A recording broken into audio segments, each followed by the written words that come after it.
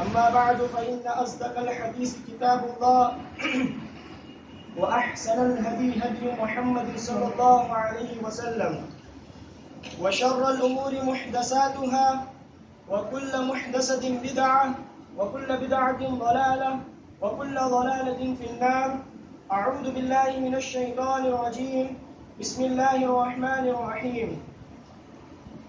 يا أيها الذين آمنوا اتقوا الله حق تقاته ولا تموتن إلا وأنتم مسلمون.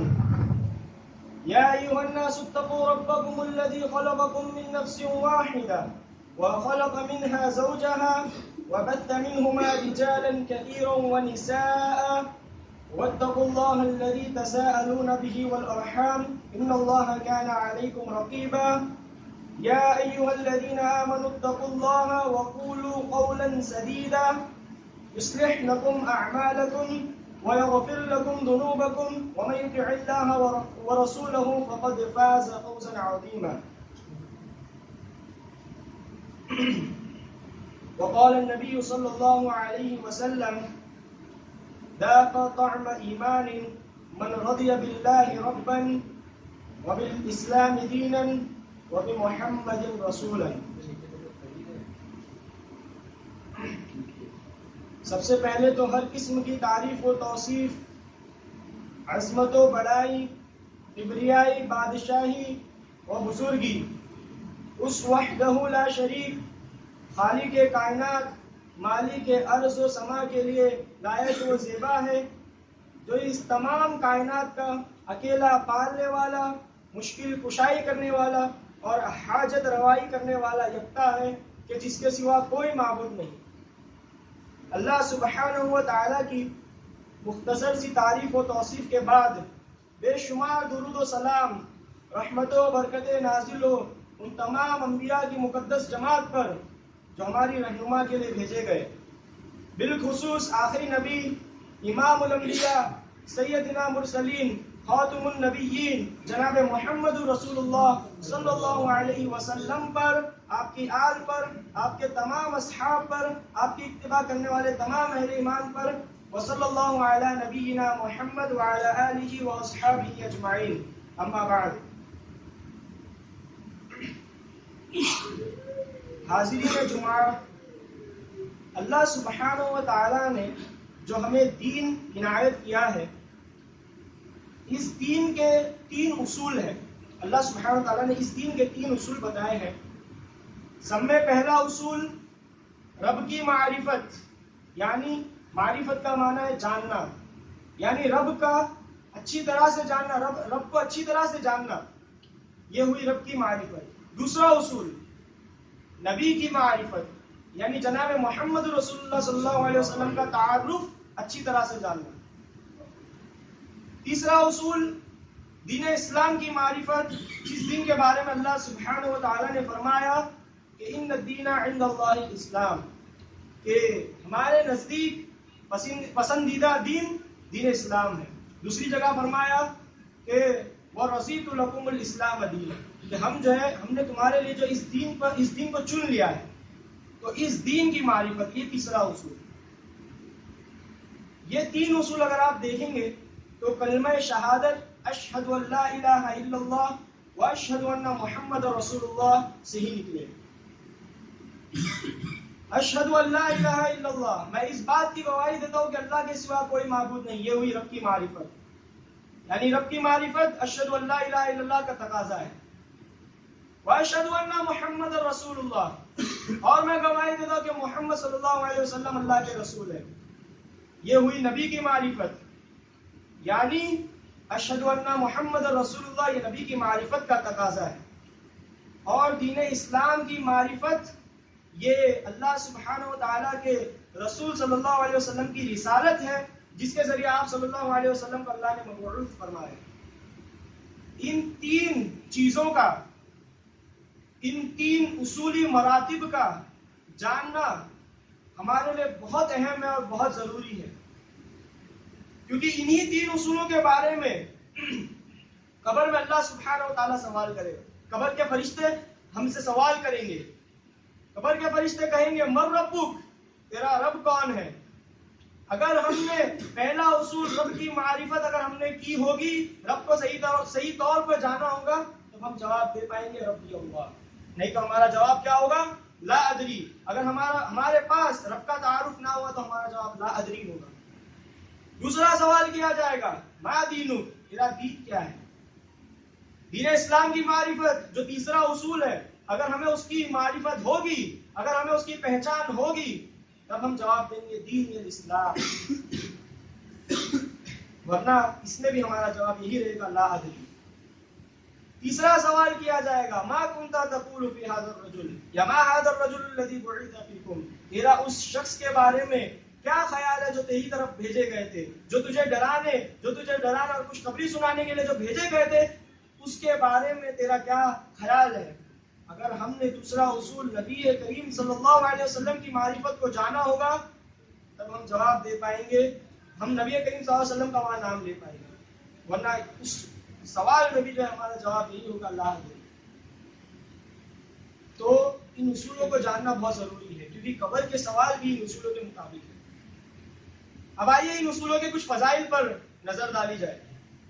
اللہ کے نبی صلی اللہ علیہ وسلم نے فرمایا، خطبہ مسنونہ کے بعد میں نے آپ لوگوں کے سامنے ایک حدیث پڑھی، ذاق طعم ایمان من رضی باللہ ربا وبالاسلام دینا وبمحمد رسولا، کہ اس شخص نے ایمان کا مزہ چکھ لیا جس نے اللہ کو رب، دین اسلام کو اپنا دین اور محمد صلی اللہ علیہ وسلم کو اپنا رسول مان کر راضی ہو گیا. یہ اس کی ایک فضیلت ہے، پہلی فضیلت. دوسری فضیلت دیکھیے، اللہ کے نبی صلی اللہ علیہ وسلم فرماتے ہیں کہ من قال حين يسمع النداء رضيت بالله ربا وبمحمد رسولا وبالاسلام دينا غفر له ذنبه. اللہ کے رسول صلی اللہ علیہ وسلم دیکھیے کیا فرمایا، جس شخص نے اذان کی آواز سنی، من قال، جس شخص نے کہا، حين يسمع النداء، جب اس نے اذان کی آواز سنی اور کہا رضیت باللہ ربا، میں اللہ کو رب مان کر راضی ہو گیا، وبمحمد رسولا، اور محمد صلی اللہ علیہ وسلم کو اس کا رسول مان کر راضی ہو گیا، وبالاسلام دینا، اور میرا دین اسلام ہے یہ مان میں راضی ہو گیا، تو اللہ سبحانہ وتعالی غفر له ذنبه، اس کے اگلے پچھلے تمام گناہوں کو معاف کر دے گا، اس کے اگلے پچھلے تمام گناہوں کو معاف ہو جائیں گے. یہ ہوئی دوسری فضیلت اس چیز کی، ان اصولوں کی دوسری فضیلت. اب آئیے دیکھتے ہیں تیسری فضیلت کیا ہے.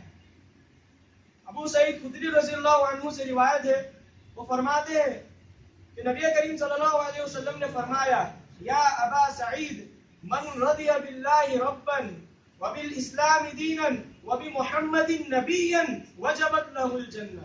سبحان اللہ. دیکھیں نبی کریم صلی اللہ علیہ وسلم کیا فرما رہے کہ اے ابو سعید، جس نے جو ہے اللہ کو اپنا رب مان کر راضی ہو گیا، جس نے دین کو اپنا، اسلام کو اپنا دین مان کر راضی ہو گیا، محمد صلی اللہ علیہ وسلم کو اپنا نبی مان کر راضی ہو گیا، وجبت له الجنہ، اس پر جنت واجب ہو گئی. یہ تین فضائل تھے کہ اس شخص نے ایمان کا مزہ بھی چکھ لیا، اس شخص کے تمام گناہ بھی معاف ہو گئے، اس شخص کے اوپر جنت واجب بھی ہو گئی، جس نے اللہ کو رب، محمد صلی اللہ علیہ وسلم کو اس کا رسول، اور محمد صلی اللہ علیہ وسلم کو رسول اور دین اسلام کو اپنا دین مان کر راضی ہو گئے. تو یہ تین اصول تھے جو میں نے آپ لوگوں کے سامنے بیان کیا. اب اس میں جو پہلا اصول ہے رب کی معرفت، رب کی توحید، اس کے تعلق سے آج کے اس خطبہ جمعے میں آپ کو حاضرین کے سامنے میں کچھ باتیں رکھوں گا انشاءاللہ. توحید کا پہلا یہ لغوی معنی دیکھتے ہیں. توحید کا لغوی معنی، یہ توحید جو لفظ ہے، یہ واو، ہا اور دال، یہ تین لفظ سے یہ توحید لفظ نکلا ہے. گرامیٹیکل اگر میں آپ کو بتاؤں تو عربی زبان کا ایک باب ہے باب تفعیل. بہت سارے باب ہے، افعال، تفعیل، مفاعلت، اس میں سے ایک باب ہے تفعیل. تو تفعیل کے وزن پر ہے یہ توحید. ٹھیک ہے، توحید تفعیل کے وزن پر ہے، اور یہ واحد سے نکلا ہے، واو ہا دال. اس کا معنی ہے ایک کرنا یا ایک ہونا. توحید کا معنی ایک کرنا یا ایک ہونا. تو یہ میں نے آپ لوگوں کو گرامیٹیکل طور پر بتایا. اب آئیے اس کا تعارف دیکھتے ہیں کہ جس شخص نے لا الہ الا اللہ کا اقرار زبان سے بھی کیا، دل سے بھی کیا اور اس پر ہمیشہ کاربند رہا اور اس کے مطابق عمل کیا تو وہی شخص جو اصل توحید پر ہے. اور یہ توحید جو ہے یہ اس میں مصدر ہے. گرامیٹیکل میں آپ کو بتا رہا ہوں توحید جو ہے اس میں مصدر ہے. اس سے آتا ہے اس میں فاعل موحد. تو جو شخص توحید کے مطابق عمل کرے تو اس شخص کو کیا کہا جائے گا؟ موحد کہا جائے گا. اللہ سبحانہ و تعالیٰ نے قرآن میں سورہ بقرہ میں ارشاد فرمایا الہکم الہ واحد لا الہ الا هو الرحمن الرحیم. کہ تمہارا الہکم تمہارا الہ واحد ایک ہی الہ ہے. لا الہ الا ہو اس کے سوا کوئی الہ نہیں, اس کے سوا کوئی معبود نہیں. وہ الرحمن الرحیم وہ بہت رحم کرنے والا ہے, عمومی رحمت کرنے والا اور خصوصی رحمت کرنے والا ہے. تھوڑا رحمان اور رحیم پہ ایک نظر ڈال لیں. بعض لوگوں کو اس کا معنی معلوم نہیں ہے. رحمان کا معنی بھی رحم کرنا اور رحیم کا معنی بھی رحم کرنا, تو دونوں میں فرق کیا ہے؟ تو جو رحمان کی جو خصوصیت ہے, جو رحمان کی جو رحمت ہے وہ عمومی رحمت ہے, یعنی تمام بندوں پر جو اللہ سبحانہ وتعالیٰ دنیا میں عطا کر رہے ہیں, چاہے وہ بندہ مسلمان ہو, مشرک ہو, غیر قوم کا ہو, یا مسلمانوں میں بھی اللہ کا نافرمان ہو, بے نمازی ہو, کوئی بھی ہو, نمازی ہو, متقی ہو, پرہیزگار ہو, ہر کسی پر اللہ سبحانہ وتعالیٰ جو رحم کر رہا ہے وہ رحمان والی صفت ہے. لیکن جو قیامت کے دن اللہ سبحانہ وتعالیٰ جنتیوں پر ان کو جنت میں داخل کر کر جو خصوصی رحمت کرے گا وہ رحیم والی رحمت ہے. یعنی اللہ سبحانہ وتعالیٰ رحمان بھی ہے اور رحیم بھی ہے, یعنی عمومی رحمت کا مالک بھی اللہ ہے اور خصوصی رحمت کا مالک بھی اللہ سبحانہ وتعالیٰ ہے. بہرحال ہم توحید کے تعلق سے بات کر رہے تھے. دوسری جگہ اللہ سبحانہ وتعالیٰ نے فرمایا سورہ محمد میں فَاعْلَمْ أَنَّهُ لَا إِلَهَ إِلَّا اللَّهُ, کہ تم جان لو کہ انہ لا الہ الا اللہ, کہ اللہ کے سوا کوئی الہ نہیں, اللہ کے سوا کوئی معبود نہیں. یعنی تم اس کلمے کو مضبوطی سے پکڑ لو, یہ اللہ سبحانہ و تعالیٰ ہمیں بتانا چاہتے ہیں. اب آئیے اس کے فضائل دیکھتے ہیں. اس کلمے کے اقرار کرنے سے, دلی اور زبان سے اس اقرار کرنے کے کیا کیا فوائد ہیں دیکھتے ہیں. ایک صحابی نے نبی کریم صلی اللہ علیہ وسلم سے پوچھا یا رسول اللہ ای الاعمال افضل؟ قال ایمان باللہ. ایک صحابی نے آپ صلی اللہ علیہ وسلم سے پوچھا کہ اے نبی صلی اللہ علیہ وسلم کون سے اعمال اللہ سبحانہ و تعالیٰ کے نزدیک سب سے افضل اعمال ہے؟ تو نبی کریم صلی اللہ علیہ وسلم نے جواب دیا ایمان باللہ, کہ اللہ سبحانہ و تعالیٰ پر ایمان رکھنا یہ سب سے افضل ترین عمل ہے. کیا فرمایا کہ ایمان باللہ. اب ایک سوال ہے, توحید کی بات ہوئی, اب یہاں ایمان کہاں سے آ گیا؟ تو جس شخص کو اگر ایمان جس شخص کے دل میں ہوگا تو اسی شخص کے دل میں اصل توحید ہوگی. اگر اللہ سبحانہ تعالیٰ کو نہیں دیکھ رہا, محمد صلی اللہ علیہ وسلم سے اس نے نہیں ملا, یہ قرآن اللہ کی کتاب ہے اسے نہیں معلوم, لیکن اس کا ایمان ہے اس چیز پر, تبھی جو ہے وہ اصل موحد ہو سکتا ہے. وہ یہ جان لے کہ اگر اللہ سبحانہ تعالیٰ ساتوں آسمان کے اوپر ہے, اگر اس کا یہ ایمان بن جائے تو اس کو یہ بھی پتہ چل جائے گا کہ اللہ سبحانہ تعالیٰ یکتا ہے. جیسا کہ میں نے توحید کا معنی بتایا کہ ایک سمجھنا, تو اللہ سبحانہ تعالیٰ کو ایک ہی سمجھے گا. تو ایمان لانا یعنی اللہ سبحانہ تعالیٰ پر ایمان رکھنا یہ سب سے افضل عمل ہے. اور اس ذکر کو بھی یعنی لا الہ الا اللہ کے ذکر کو بھی آپ صلی اللہ علیہ وسلم نے سب سے افضل ذکر کہا. افضل الذکر لا الہ الا اللہ, کہ سب سے افضل ذکر. اور جہاں بات افضل کی آ جاتی ہے تو یہ افضل بھی اگر میں گرامیٹیکل بتاؤں تو اس میں تفصیل ہے, یعنی سب سے افضل ترین, افضل میں بھی سب سے افضل چیز ہے. جیسے ایک ہوتا ہے رشید, مثلا رشید ہے یعنی نیک. ایک ہوتا ہے ارشد, ارشد افضل آپ دیکھیں گے. ایک ہے کبیر یعنی بڑا, ایک ہے اکبر سب سے بڑا. اکبر کی صفت اللہ سبحانہ تعالیٰ کی ہے, سب سے بڑا. اللہ سبحانہ تعالیٰ کے لیے کبیر کی صفت نہیں آئے گی, کبیر کی صفت صرف انسان کے لیے, لیکن اکبر کی صفت اللہ سبحانہ تعالیٰ کے لیے سب سے بڑا. رشید ہے نیک, ارشد سب سے نیک. تو ویسی ہی اگر فاضل ہے تو اس کا اس میں تفسیر آتا ہے افضل, یعنی سب سے زیادہ بہترین افضل اعمال. یعنی سب سے زیادہ بہترین افضل اعمال کیا ہے؟ لا الہ الا اللہ. سب سے بہترین ذکر لا الہ الا اللہ ہے. یہ اللہ کے نبی صلی اللہ علیہ وسلم نے فرمایا. اب آئیے دیکھتے ہیں کہ اس کے فوائد کیا ہیں. یعنی لا الہ الا اللہ کو سر تسلیم کرنے کے فوائد بھی تو کچھ ہونا چاہیے. تو اس کے فوائد کیا ہیں؟ اللہ سبحانہ و تعالیٰ فرما رہے ہیں کہ جس شخص نے لا الہ الا اللہ کا اقرار کیا اور اپنے ایمان کو پھر ملبوس نہ کیا شرک میں، تو ویسے شخص کے لیے امن و سلامتی ہے، دلی سکون ہے، دنیا میں بھی اور آخرت میں بھی، اور ایسا ہی شخص ہدایت پانے والا ہے. فرمایا اللہ سبحانہ تعالیٰ نے سورہ انعام میں، الذین آمنوا، جس نے ایمان لایا، جن لوگوں نے ایمان لایا، ولم یلبسوا ایمانہم، اور پھر اپنے ایمان کو ملبوس یعنی ایمان کو اپنے نہیں ملایا بظلم، ظلم میں، اولئک لہم الامن وہم مہتدون، انہی لوگوں کے لیے امن ہے اور یہی لوگ اللہ سبحانہ وتعالی کی طرف سے مہتد ہیں. اب اس آیت میں نے ظلم کا ذکر کیا، تو اس ظلم سے مفسرین کرام مراد لیتے ہیں شرک کو، کہ جس نے ایمان لایا پھر اس ایمان کو جو ہے شرک میں ملوث نہ کیا، تو ویسا شخص اللہ سبحانہ تعالیٰ کی طرف سے امن و سلامتی کی طرف، اللہ سبحانہ تعالیٰ کی طرف سے امن و سلامتی میں رہے گا، اور ویسا شخص ہدایت پانے والوں میں سے رہے گا. کیونکہ اللہ اس ظلم سے مراد شرک اسی لیے کیونکہ اللہ سبحانہ تعالیٰ نے سورہ لقمان میں فرمایا، لقمان علیہ السلام کا ایک قصہ اللہ سبحانہ تعالیٰ نے بیان کیا، وَإِذْ قَالَ لُقْمَانُ لِابْنِهِ وَهُوَ يَعِظُهُ يَا بُنَيَّ لَا تُشْرِكْ بِاللَّهِ إِنَّ الشِّرْكَ لَظُلْمٌ عَظِيمٌ. کہ جب لقمان علیہ السلام اپنے بچے کو یہ کہتے ہیں درس کی حالت میں، اس حال میں کہ وہ اس کو نصیحت کر رہے ہوتے ہیں، کہتے ہیں یا بنیا، اے میرے بچے، لا تشرک باللہ، تم اللہ کے ساتھ کبھی شریک مت کرنا، کسی چیز کو شریک مت کرنا، ان الشرک لظلم عظیم، شرک سب سے بڑا ظلم ہے، سب سے سنگین ظلم ہے.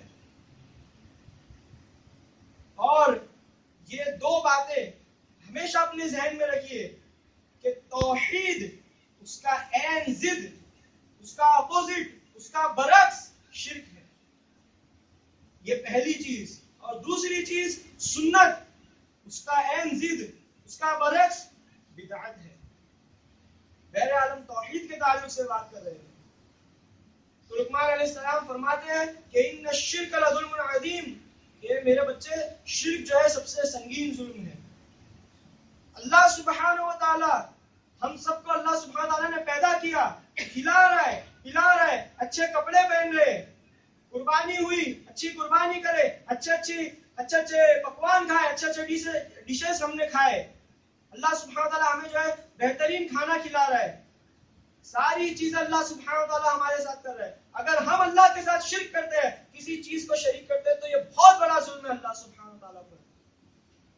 اسی لیے اللہ نے فرمایا ان الشرک لظلم عظیم. تو یہی وہ لوگ ہیں جو اگر ایمان لانے کے باوجود بھی اپنے شرک کو، اپنے ایمان کو جو شرک میں ملوث نہ کرے، تو ایسے لوگوں کے لیے جو امن ہے اور ایسے لوگ ہی ہدایت کریں. اب آپ لوگ اس میں ایک سوال کھڑا کر سکتے ہیں کہ اگر کوئی بندہ ایمان لے کر آ جائے، کوئی بندہ اگر ایمان لے کر آ جائے، تو پھر وہ اپنے ایمان کو شرک میں ملبوس کیوں کرے گا؟ تو انشاءاللہ اس کی گہرائی، اس کے تعلق سے باتیں میں انشاءاللہ اس خطبے کے اختتام میں آپ کو بتاؤں گا. فی الحال اس تعلق سے ہم آگے بات دیکھیں گے عبادات میں ہم توحید کو کیسے تلاش کریں. عبادات اللہ سبحانہ و تعالیٰ نے، پہلے میرا ایک آپ سے سوال ہے کہ اگر کوئی چیز بے مقصد ہو جائے، کوئی چیز کا اگر مقصد ختم ہو جائے، جس مقصد کے لیے وہ رکھی گئی، اگر وہ مقصد اس میں باقی نہ رہے، تو اس کا انجام کیا ہوتا ہے؟ مثلاً ایک درخت ہے، درخت کے دو کام ہوتے ہیں، ایک پھل دینا اور ایک سایہ دینا. اگر یہ دونوں ذمہ داری سے درخت اپنی دونوں ذمہ داری چھوڑ دے، دونوں ذمہ داری سے ہٹ جائے، تو کیا کیا جاتا ہے اس کے؟ اگر وہ سوکھ جائے، اس کے پتے جھڑ جائے، تو اگر نہ وہ سایہ دینے کے قابل ہے، نہ پھل دینے کے قابل ہے، تو اس کو کاٹ دیا جاتا ہے، چولہے میں جھونک دیا جاتا ہے. تو ویسی انسان کا بھی معاملہ ہے کہ انسان بھی اگر بے مقصد ہو جائے، تو اللہ سبحانہ و تعالیٰ اس کو جہنم میں جھونک دے گا. اللہ سبحانہ و تعالیٰ نے انسان کی پیدائش کا مقصد اللہ سبحانہ و تعالیٰ نے رکھا ہے. فرمایا اللہ سبحانہ و تعالیٰ نے سورہ ذاریات میں، وَمَا خَلَقْتُ الْجِنَّ وَالْإِنسَ إِلَّا لِيَعْبُدُونِ، کہ ہم نے انسان کو اور جنات کو اپنی عبادت کے لیے پیدا کیا. بہت ہی مشہور آیت ہے، آپ نے بعض جگہوں پر یہ سنی ہوگی. تو آپ نے یہ بھی سنا ہوگا اس آیت میں کہ یہاں جو اللہ سبحانہ تعالیٰ نے یعبدون جو لیا ہے اس سے بعض مفسرین کرام لیواحدون لیتے ہیں. اب دیکھیے یہاں پر آ گئی توحید. توحید یواحدون ایک لگ رہا ہے نہیں, تو لیواحدون یعنی اللہ سبحانہ تعالیٰ کو یکتا مان کر عبادت کرنا, اللہ کی عبادت اس قدر کرنا کہ اس کی عبادت میں کسی کو شریک نہ کرنا. اس کو کہتے ہیں لیعبدون. اللہ نے اسی لیے انسان کو پیدا کیا ہے کہ وہ اللہ کو ایک اللہ کو ہی پکارے. اب عبادات کی بھی جو ہے چند قسمیں ہیں. عبادات کی بھی چند قسمیں میں آپ لوگوں کے سامنے بیان کرتا ہوں.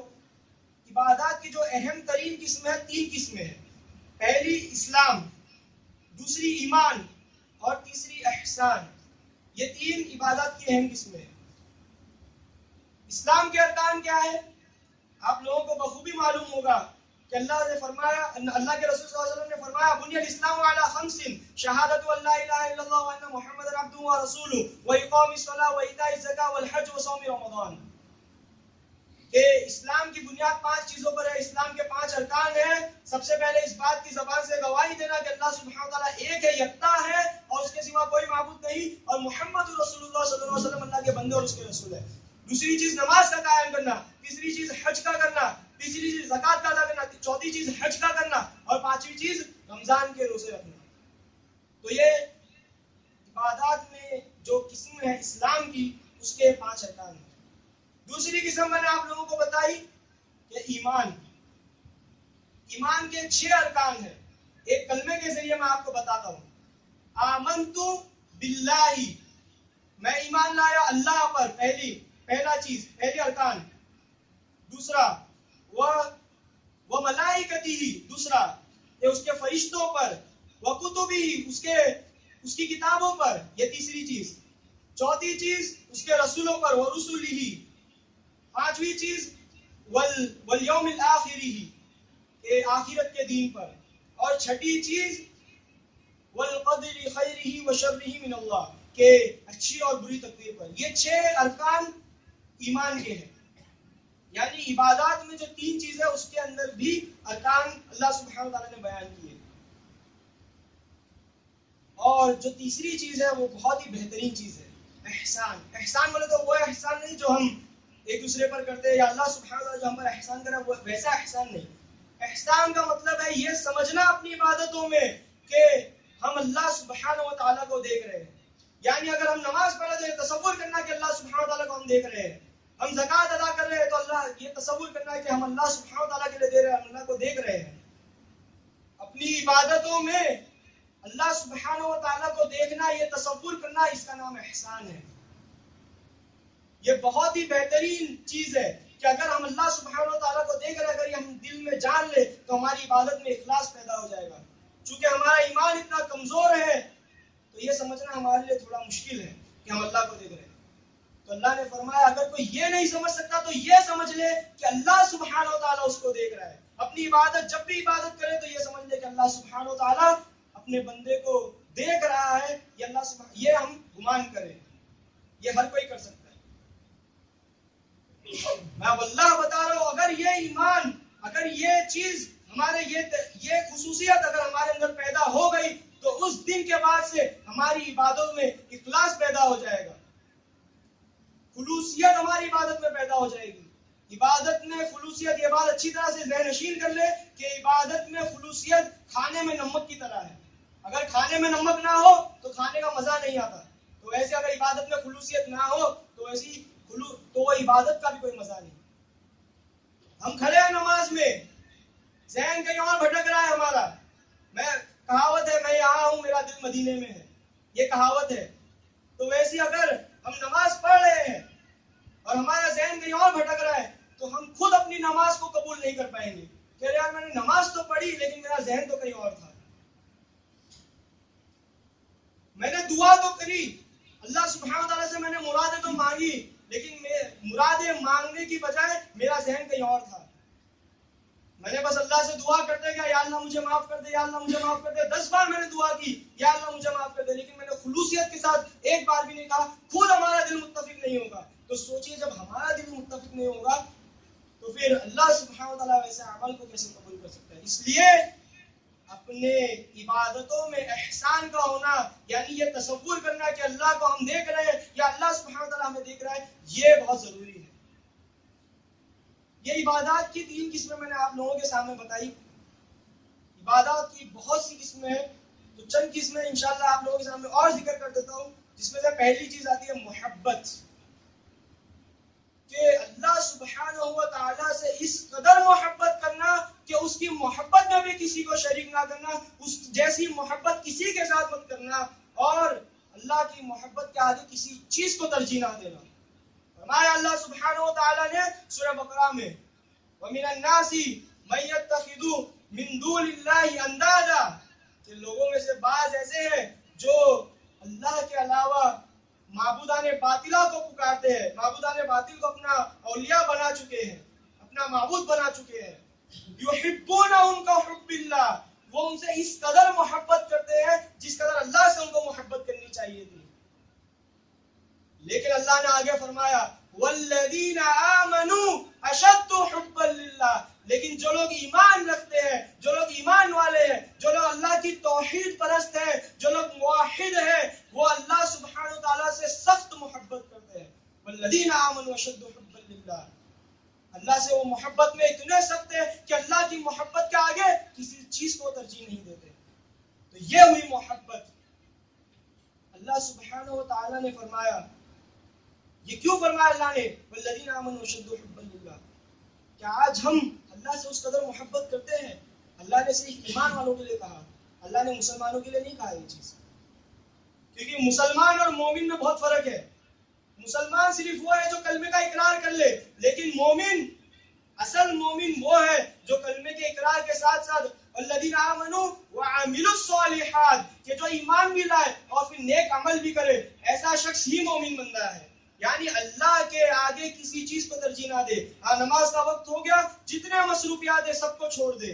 یہ ہوئی اللہ سبحانہ وتعالیٰ سے محبت. اس لیے اللہ نے کہا کہ والذین آمنوا اشد حبا للہ، کہ آج ہم ہیں ایسے جب اللہ نے فرمایا کہ فَسْعَوْا إِلَىٰ ذِكْرِ اللَّهِ وَذَرُوا الْبَيْعَ، کہ جب بھی نماز کی منادی ہو، جب بھی اذان کی آواز تمہارے کانوں میں گونجے تو تم اللہ کے ذکر کی طرف دوڑ پڑو اور تمام کی تمام چیزیں، تمام بیوع کو چھوڑ دو. اللہ سبحانہ وتعالیٰ نے کہا کہ آج ہم یہ کرتے ہیں. ہم آج اس میں بہت کچے ہیں کہ ہم اللہ سبحانہ وتعالیٰ کے آگے دوسری چیزوں کو ترجیح دے دیتے ہیں. لیکن یہ ایمان والوں کے لیے، اگر آج ہم ایسا کرتے ہیں تو یقیناً ہم ایمان والے نہیں ہیں، کیونکہ اللہ نے فرمایا کہ جو ایمان والا ہوگا تو اللہ سے بہت زیادہ محبت رکھے گا.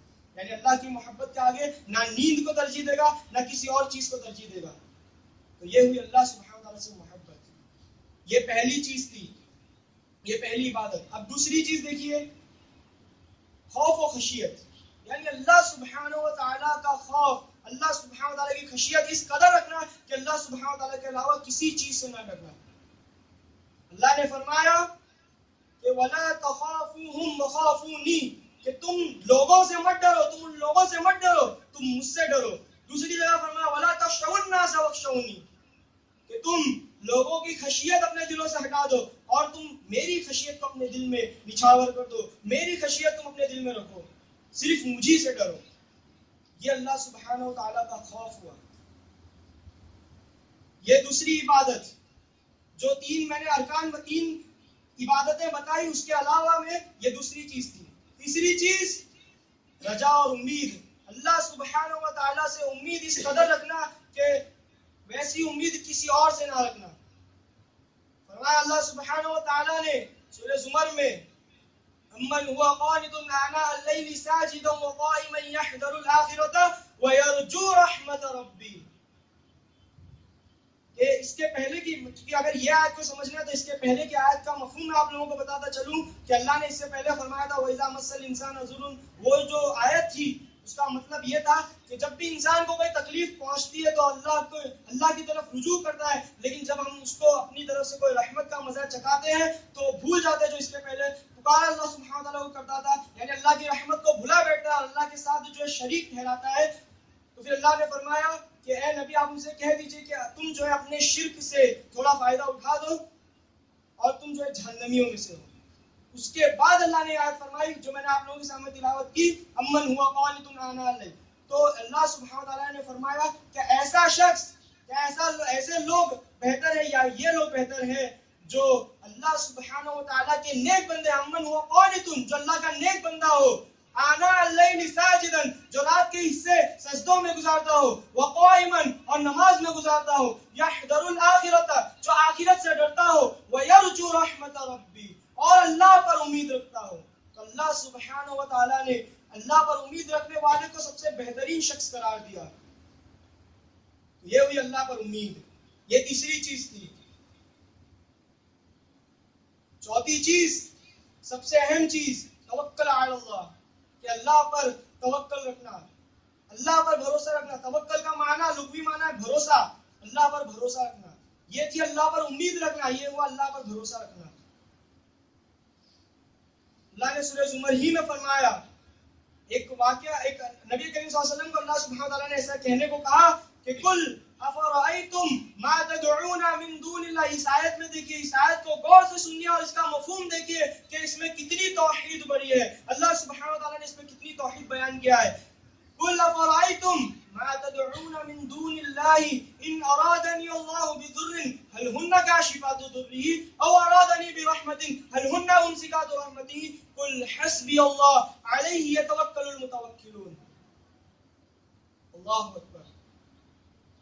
اللہ نے فرمایا کہ اے نبی آپ کہہ دیجئے، بھلا یہ تو بتلاؤ، افرأیتم ما تدعون من دون اللہ، جس کو تم اللہ کے سوا پکارتے ہو، بھلا یہ تو بتلاؤ، ان ارادنی اللہ بضر، اگر اللہ میرے ساتھ کوئی تکلیف دہ معاملہ کرنا چاہے، اگر اللہ کی چاہت ہو کہ مجھے کوئی تکلیف پہنچانا اللہ چاہے، هل هن کاشفات ضره، کیا اللہ کی تکلیف کو مجھ سے دور کر سکتے ہیں؟ ہرگز نہیں۔ پھر فرمایا او ارادنی، یا پھر ارادہ کرے، او ارادنی برحمت، اگر میرے ساتھ کوئی رحمت کا معاملہ اللہ سبحانہ تعالیٰ کرنا چاہے، هل هن ممسکات رحمتی، کیا اس کی رحمت کو تھام سکتے ہیں؟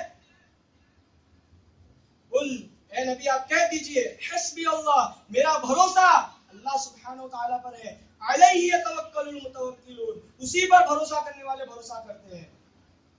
حسبی اللہ، کہ میں جو ہے میرے لیے اللہ ہی کافی ہے۔ اس کا معنی آتا ہے کہ میرے لیے جو ہے اللہ سبحانہ ہوا تعالیٰ ہی کافی ہے۔ اسے جو ہے نفی بالاستفہام کہتے ہیں، یعنی سوال کے ذریعے نفی کرنا۔ ایک گرامیٹیکل بات میں آپ لوگوں کو بتا رہا ہوں کہ نفی بالاستفہام جو ہے کہا جاتا ہے کہ آپ پوچھئے ان سے، کیا یہ تو بتاؤ، یہ آپ نبی کریم صلی اللہ علیہ وسلم سوال کر رہے ہیں ان سے کہ آپ یہ تو بتلاؤ کہ کیا کوئی تمہارے معبودان باطلہ جو ہے وہ مجھے جو ہے بچا سکتا ہے؟ اگر اللہ میرے ساتھ کوئی برا ارادہ کرے یا مجھے کوئی تکلیف پہنچانا چاہے تو کیا وہ بچا سکتے ہیں، یا پھر وہ اس کی رحمت کو روک سکتا ہے اگر اللہ مجھے کوئی رحمت دے؟ ہرگز ایسا نہیں ہو سکتا۔ یہ اللہ سبحانہ تعالیٰ استفہام کے ذریعے اس چیز کی نفی کر رہا ہے، یعنی یہ بتانا چاہتا ہے کہ ایسا وہ بالکل بھی نہیں کر سکتے، اس چیز پر وہ قادر نہیں ہے۔ تو یہ تھی اللہ سبحانہ تعالیٰ پر بھروسہ رکھنا۔ اب جو میں نے آپ لوگوں کو کہا تھا الذین آمنوا ولم یلبسوا ایمانہم بظلم، تو اس میں ایک سوال یہ کھڑا ہو سکتا ہے کہ جو لوگ ایمان لائے وہ جو شرک کیسے کر سکتے ہیں؟ تو شرک کی بہت سی ایسی قسمیں، شرک صرف وہی نہیں ہے کہ اللہ کے علاوہ غیر اللہ کو سجدہ کرنا، یا پھر کچھ ایسے کلمات کہہ دینا، یا پھر اللہ کے سوا کسی اور کو پکارنا، یہی شرک نہیں ہے، کسی اور سے مرادیں مانگنا یہی شرک نہیں ہے، بلکہ نبی کریم صلی اللہ علیہ وسلم نے فرمایا شرک اتنا باریک مسئلہ ہے اور شرک اس قدر ہماری زندگی میں آ گھستا ہے کہ اس کی آہٹ تک بھی ہمیں سنائی نہیں دیتی۔ دبیب النمل کہا نبی کریم صلی اللہ علیہ وسلم نے کہ ایک چونٹی کے قدم کی آہٹ، چونٹی کے قدم کی آہٹ کوئی سن سکتا ہے؟ اللہ سبحانہ تعالیٰ کے علاوہ کوئی نہیں سن سکتا اس دنیا میں۔ تو چونٹی کے قدم کی آہٹ جو ہوتی ہے اس قدر شرک کا معاملہ ہے کہ جب شرک آتا ہے تو اس کی کوئی آواز نہیں آتی۔ ایک حدیث کے ذریعے میں آپ لوگوں کو بتاتا ہوں کہ اللہ سبحانہ و تعالیٰ کے رسول کا ایک مجمع بیٹھا تھا، تو ایک شخص کھڑا ہوا اور یہ خطبہ دینے لگا. خطبہ مسنونہ اس نے پڑھا، من یطع اللہ ورسولہ فقد رشد ومن یعصہما فقد غوی. قال رسول اللہ صلی اللہ علیہ وسلم بئس الخطیب انت قل ومن یعص اللہ ورسولہ. اس حدیث کا مفہوم دیکھیے، کتنی باریکی ہے اس میں. دیکھیے کہ اللہ کے رسول صلی اللہ علیہ وسلم نے فرمایا، ایک شخص کھڑا ہوا فرمانے لگا کہ جس نے رسول اللہ صلی اللہ جس نے اللہ کی اور اس کے رسول کی اطاعت کی تو گویا کہ وہ سیدھی راہ پر ہے. من یطع اللہ ورسولہ، اس نے دیکھیے اللہ کے بعد واو کا فصل لایا، ورسولہ کہا اس نے، کہ واو کا فصل لایا پھر رسول کا ذکر کیا. تو آپ صلی اللہ علیہ وسلم نے کچھ نہیں کہا، لیکن جب یہ فرما برداری کی جس نے اللہ اور اس کے رسول کی اطاعت کی، یہ اطاعت کی بات جب آئی تو اس نے الگ الگ کیا، اللہ کو اور رسول کو. لیکن جب نافرمانی کی بات اس نے کیا، وَمَن يَعْصِ اللَّهَ وَمَن يَعْصِهِمَا کہا اس نے، جب نافرمانی کی بات کیا کہ جس نے ان دونوں کی نافرمانی کی تو گویا کہ اس نے وہ گمراہ ہے، فقط غوا، گویا کہ وہ گمراہ ہے. تو آپ صلی اللہ علیہ وسلم کو یہ جملے برداشت نہیں ہوئے. آپ صلی اللہ علیہ وسلم نے کہا بئس الخطیب انت، کہ تم کتنے ہی برے خطیب ہو. حالانکہ آپ صلی اللہ علیہ وسلم کا لہجہ ایسا نہیں ہے. آپ صلی اللہ علیہ وسلم بہت ہی نرم لہجے کے تھے. آپ صلی اللہ علیہ وسلم کا لہجہ بہت ہی نرم تھا، نرم مزاج کے تھے، اور رحمت بن کر اللہ سبحانہ وتعالیٰ نے ان کو نازل کیا تھا، رحمت بنا کر. تو سوچیے آپ صلی اللہ علیہ وسلم کو توحید کے اس معاملے میں یہ الفاظ برداشت نہیں ہوئے، کیونکہ اس نے ہما کے ذریعے، میں آپ کو ایک چیز بتا دوں، آپ کو ابھی تک بھی یہ چیز سمجھ میں نہیں آ گئی جو میں کہنا چاہتا ہوں، کہ اس نے ہما کے ذریعے یعنی تسنیہ کا صیغہ لا کے اللہ اور اس کے رسول کو منا. دوسری حدیث ایک آتی ہے ابو ہریرہ رضی اللہ عنہ سے روایت ہے کہ ایک صحابی آپ صلی اللہ علیہ وسلم کے پاس آئے اور کہنے لگے یا رسول اللہ ما شاء اللہ وشئت، کہ جو اللہ نے چاہا اور جو آپ چاہیں. آپ صلی اللہ علیہ وسلم اس پہ بھی بڑے غضبناک ہوئے، کہا اجعلتنی عدلا، کیا تو نے مجھے اللہ کے برابر لا کے کھڑا کر دیا. اس صحابی کو آپ صلی اللہ علیہ وسلم نے اس صحابی کو بھی ڈانٹا. تو سوچئے اس نے صرف اتنا کہا تھا کہ ماشاء اللہ، جو اللہ نے چاہا، وشئت، اور جو آپ چاہے، جو اللہ چاہے اور جو آپ چاہے. تو آپ صلی اللہ علیہ وسلم اس پہ بڑے غضبناک ہوئے، کہا کہ تم نے مجھے اللہ کے برابر لا کے کھڑا دیا. کل ماشاء اللہ، کہو صرف اللہ سبحانہ وتعالیٰ جو چاہے. یعنی آپ صلی اللہ علیہ وسلم کو یہ چھوٹے سے الفاظ بھی برداشت نہ آتے. توحید کے معاملے میں ایک ماننے، توحید کا معنی میں نے آپ لوگوں کو بتا چکا کہ ایک سمجھنے کے معاملے میں آپ صلی اللہ علیہ وسلم کے اتنے چھوٹے جملے بھی برداشت نہ ہو سکتے. آپ صلی اللہ علیہ وسلم کا مزاج ایسا نہ تھا، آپ صلی اللہ علیہ وسلم نے ویسا مزاج بنا کر کہہ دیا بئس الخطیب انت، کہ تم کیا ہی برے خطیب ہو. سوچئے توحید کا معاملہ اتنا باریک ہے. اور آج ہماری زندگی میں بھی اگر میں بولوں تو ہم بہت سے ایسے الفاظ استعمال کر دیتے ہیں جو شرک کے دائرے میں آ جاتے ہیں. جیسے یہ کہہ دینا کہ ہماری ملاقات تو اتفاق سے ہو گئی، اتفاق سے ہم مل گئے. یہ کہہ دینا یہ بہت چھوٹی چیز ہے، آپ لوگوں کو لگ رہی ہوگی، لیکن اتفاق کیا ہے؟ ہر چیز اللہ سبحانہ و تعالیٰ نے تقدیر میں لکھ چکی ہے. پھر یہ اتفاق کیوں؟ اللہ سبحانہ و تعالیٰ نے ہر چیز تو لکھ چکی ہے اپنے، اللہ سبحانہ وتعالیٰ نے ہر ایک کے مقدر میں جو ہونا ساری چیزیں لکھ چکی ہے. پھر بھی لوگ کہتے ہیں کہ ہم اتفاق سے ملے. یہ ایک بہت چھوٹی چیز لگ رہی ہے لیکن بہت گہرائی ہے اس بات میں. سوچئے یہ بات شرک کے دائرے میں آ جاتی ہے.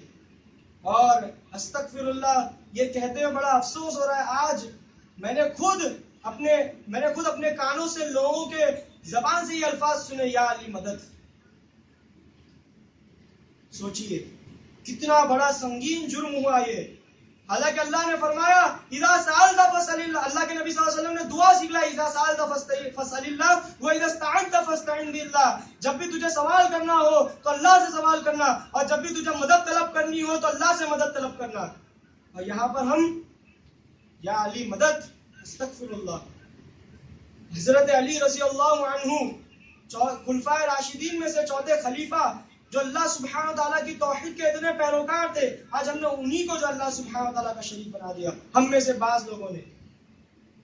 تو سوچئے یہ ہم اللہ سبحانہ و تعالیٰ نے ہمیں جو ہے توحید پر کاربند رہنے کہا، لیکن آج ہم ان چھوٹی چھوٹی چیز میں شرک کر ڈالتے ہیں، اللہ سبحانہ و تعالیٰ کے ساتھ شریک کر ڈالتے ہیں۔ یہ توحید کا عین ضد ہے، ہمیں یہ بات یاد رکھنی چاہیے۔ جس بندے نے شرک کر لیا، انہ من یشرک باللہ فقد حرم اللہ علیہ الجنہ ومأواہم النار، کہ جس نے بھی اللہ کے ساتھ شرک کیا فقد حرم اللہ علیہ الجنہ، اس پر جنت حرام، اللہ سبحانہ و تعالیٰ نے جنت حرام کر دی اس پر، ومأواہم النار، اور اس کا ٹھکانہ جہنم ہے، ہمیشہ ہمیشہ کی جہنم ہے۔ تو ہمیں اللہ سبحانہ و تعالیٰ سے دعا ہے کہ اللہ سبحانہ و تعالیٰ جو ہمیں توحید پر جم جانے کی توفیق عطا فرمائے، اور اللہ سبحانہ و تعالیٰ ہمیں شرک سے بچا لے۔ یہ شرک بہت سنگین جرم ہے، ایک بار پھر دہراتا ہوں، ان الشرک لظلم عظیم، اللہ سبحانہ و تعالیٰ نے کہا کہ اللہ سبحانہ و تعالیٰ نے کہا کہ شرک ایک بہت بڑا عظیم جرم ہے، بہت ہی بڑا جرم ہے، تو شرک سے ہمیں بچنا چاہیے۔ تو یہی ہوئی الذین آمنوا ولم یلبسوا ایمانہم بظلم، اس کی تشریح کہ بندہ اگر ایمان لائے تو اپنے ایمان کو شرک میں ملوث نہ کرے۔ ان چھوٹے چھوٹے الفاظوں پر اتنی توحید کے معاملے میں بہت باریک بین ہونا ہے، ہمیں توحید کے معاملے میں بہت باریک ہونا ہوگا ہمیں، تبھی جو ہم ان چھوٹی چھوٹی چیزوں سے بچے ہوئے ہوں گے۔ یہ چھوٹی چھوٹی چیز ہی جو ہے ہمیں ہمارے جو ہے جہنم کی آگ کا باعث نہ بن جائے، اللہ نہ کرے۔ تو آخر میں اللہ سبحانہ و تعالیٰ سے دعا ہے کہ اللہ سبحانہ و تعالیٰ ہمیں توحید پر کاربند ہو جانے کی توفیق دے۔ اگر آپ صرف، میں نے تو یہ قرآن و حدیث کے حوالے سے توحید کی بات کری، لیکن ابھی جیسا جو ایام گزرے، آپ لوگوں نے جو ہے ابراہیم علیہ السلام کا واقعہ دیکھا ہوگا، تو اس میں بھی آپ کو توحید ہی ملی ہوگی، اور ہر نبی کے واقعے میں آپ کو توحید ہی ملے گی، ابتدا سے لے کے وسط تک، وسط سے لے کے اختتام تک آپ کو توحید ہی ملے گی، ہر نبی کے واقعے میں، ہر نبی کی سیرت مطہرہ آپ دیکھ لیجئے۔ یا قوم اعبدوا اللہ ما لکم من الہ غیرہ، چاہے وہ نوح علیہ السلام ہو، چاہے وہ ہود علیہ السلام ہو، چاہے صالح علیہ السلام ہو، چاہے شعیب علیہ السلام ہو، چاہے کوئی بھی انبیاء ہو، کوئی بھی نبی ہو، انہوں نے اپنی قوم کو اسی طرح دعوت دی، یا قوم اعبدوا اللہ ما لکم من الہ غیرہ، کہ اے میری قوم تم اللہ کی عبادت کرو، نہیں ہے کوئی معبود سوائے اس کے، تمہارا کوئی معبود نہیں ہے۔